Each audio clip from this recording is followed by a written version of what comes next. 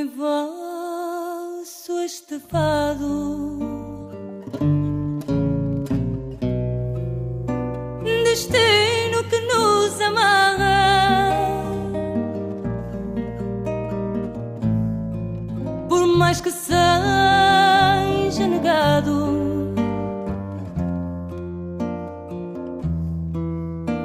Às cordas de uma guitarra. Souligner par rapport à ce qu'a dit Rafinabello quelque chose de très important qui me paraît commun à nous tous, c'est qu'on a réussi, et une fois de plus en paraphrasant un de nos diplomates, en l'occurrence M. le consul général qui était là hier, il a dit une phrase très juste: la démocratisation de la culture lusophone en France. C'est-à-dire, au lieu de parler de ces institutions élitistes qui souvent sont un peu fâchés avec nous, on va dire, pas avec moi, nous tous peut-être, mais en général avec cette diaspora, cette communauté, même si le terme est un peu socio, j'aime pas trop. C'est ce que je pense. D'ailleurs, par rapport aux langues, il faudrait abolir les Mais pour faire court, je pense que, très sincèrement, pour ne pas trop oser m'éparpiller, par rapport à ce que vous disiez tout à l'heure, moi je trouve ça très noble même de voir ce que vous faites. Vous sortez un livre, il faut le vivifier, il faut qu'il soit humain. Il y a ici des gens du théâtre, de la musique, peut-être même du cinéma entre nous. Donc il y a des écritures dans des formats différents, il ne faut pas les oublier. Il y a des poèmes, il y a des nouvelles, des contes, des romans, pour le cinéma, pour le théâtre, enfin voilà. Toutes ces formes d'écriture valent ce qu'elles valent. Mais à mon avis, vous faites quelque chose de bien, comme moi je m'efforce de faire avec ça et avec d'autres auteurs, c'est d'emmener le bouquin vers les gens. Hein? Si à montagne, non voyez Mahomet, souvenez-vous ce que Absolument. Il faut qu'on emmène le bouquin. Je crois que c'est l'objectif d'aujourd'hui. Quand M. Manuel est venu me voir dans un spectacle autour de ce livre, j'ai été très flatté, je l'ai déjà dit plusieurs fois, parce qu'il a un jour de pluie, il est venu jusqu'à nous voir de la poésie. Parce que c'était un spectacle multimédia. Et parce que moi, je ne m'arrêtais pas à du format papier. Je voulais déjà qu'il soit concret, le bouquin. On a parlé de ça plusieurs fois. Voilà. Et je pense que quand vous allez dans des restaurants, dans des bars, moi quand j'ai fait un spectacle multimédia dans un bar-concert, on m'a dit mais t'es dingue, tu vas lire des poèmes dans un bar, mais personne ne va t'écouter, ils seront là avec leur bière portugaise, leur... C'était faux. Ben non. Ah non. Il faut délocaliser le bouquin, j'ai envie de dire, il faut emmener le bouquin vers les gens et leur dire voilà, ça c'est une couverture, mais maintenant regarde, hop, la 1, la 2, la 3, et ça se trouve. Ils ont soif, des gens comme ça, ils ont soif. Leur donner envie.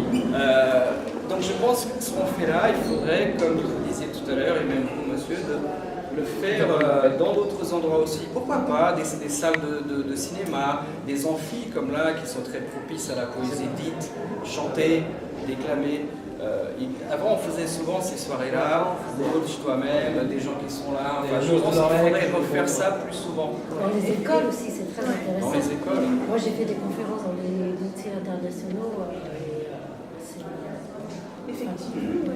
Et puis nous avons un consul, le consul général du Portugal à Paris, qui a dit que le consulat serait très heureux qu'il puisse être le lieu. Bon, c'était lors du lancement du livre d'Odette. Il a dit, voilà, qu'on a fait, qu'il a dit qu'il pensait même à l'organisation de récitaux de poésie là-dedans, en associant la poésie à la musique d'ailleurs, et puis dans le cadre de la lusophonie. Donc c'était pas le Portugal.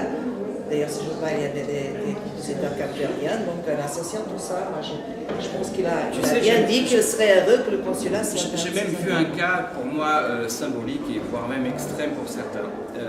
La dame qui m'a fait l'honneur de faire une petite préface, Anna Deus, je ne sais pas pour les lusophones si vous connaissez Anna Deus, c'est une grande, j'appelle ça une performeuse plus qu'une chanteuse, de band, Triste Stigos au Portugal, elle écrit beaucoup et travaille beaucoup avec des auteurs français.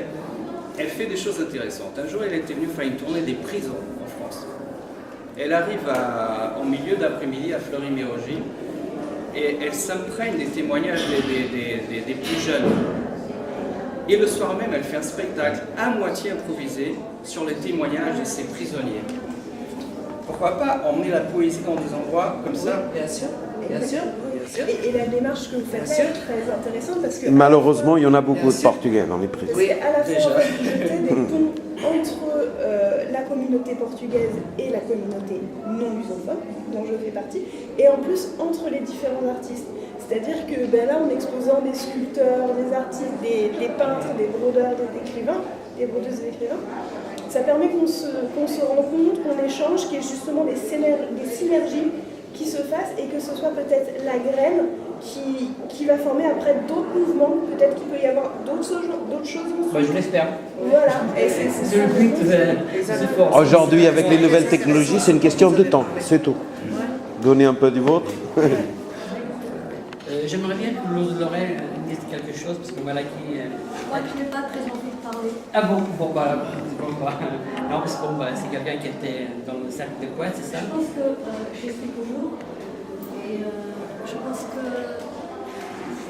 on n'est pas très réel. Ce qu'on raconte, c'est bien beau ce que dit Patrick. Cette maison d'édition, ce serait super. Mais moi, je me suis retrouvée seule pour ce bouquin-là, Anthologie de poètes. Non, mais je crois pas que ça... Christina, elle dit jamais qu'elle appartient au cercle, elle dit jamais qu'elle est éditée aussi dans ce bouquin. Donc, c'est bon. Tout est beau, tout est bien, j'applaudis et je marche avec vous. Mais je me sens extérieure à tout ça, à tout ça. Je me sens loin de tout ça. Je crois que le objectif de ce soir, ce n'est pas sembler critiquer à droite, à gauche. Je ne veux pas critiquer, je ne suis pas en train de critiquer, je suis réaliste. Non, mais j'essaie de donner la parole à tout le monde de secte qui s'écrit quelque chose. Je pense qu'on doit être là. C'est pour ça que je ne voulais pas parler. Non, alors maintenant on ne commence pas, donc je suis dissidente. Non. On n'est pas là pour se discuter, pour s'envoyer des gens. Non, je ne veux pas. On est là pour chacun puisse. Je ne veux pas me disputer. Moi, je défends. Juste réaliste. On arrête. Moi, je défends l'idée de Patrick. L'idée de Patrick de créer un organisme qui puisse, comment dirais-je, un organisme d'édition et de distribution. Moi, je suis d'accord, puisque aussi bien Manuel, Patrick et moi-même, nous en avons parlé à plusieurs fois de cette nécessité. Et c'est vrai que si on veut avancer, il faut parfois oublier certaines choses en se disant de toute façon l'avenir c'est aujourd'hui, c'est tout à l'heure, c'est demain. Donc il faut passer outre certaines choses et se dire voilà, identifier les besoins à ce niveau-là. Une fois que l'on a identifié ces besoins, se dire qu'est-ce que nous pouvons faire. Parce que parfois il suffit de 3-4 personnes qui ont envie.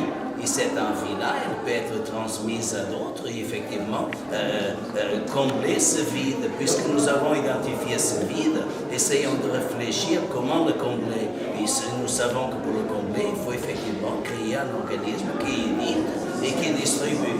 Moi, je suis prêt à donner ma contribution. Pour l'envie, n'est pas la seule. Il faut qu'on ait envie, puis après, il faut qu'il y ait une motivation derrière. Tout à fait, tout à fait. C'est ça que je voulais dire. Mais ça, c'est ce qu'elle a voulu dire. Mais cela, ça peut. Cela. Vosso este fado, destino que nos amarra,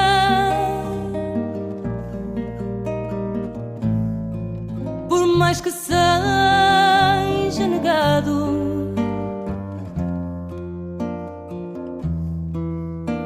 Às cordas de uma guitarra.